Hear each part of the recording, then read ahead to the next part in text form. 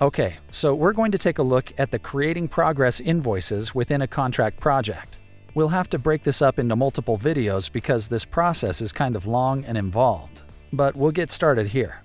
From the home page, navigate to the Contract Projects module by using the Projects dropdown from the main menu, which is in this area on the left of the screen. Select the appropriate project so that you're on the main contract page.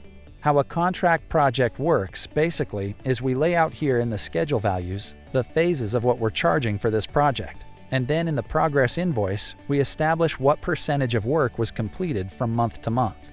A few things to note before we start creating the invoice. You will see the schedule of values that we created when you first created this project. And you can also see a couple of change orders have also been applied here. We're going to go first to create a pay application by selecting it from the Add to Project drop-down button, because a pay application is just another term for a progress invoice.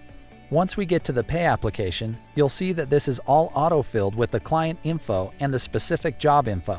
The invoice number is basically your job number dash your pay application number.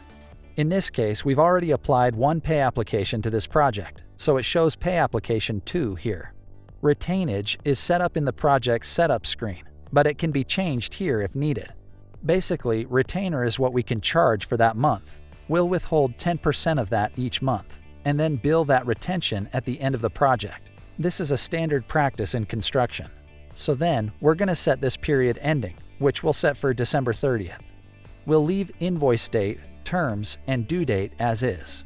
In Part 2, we get into the details of the invoicing for this pay action.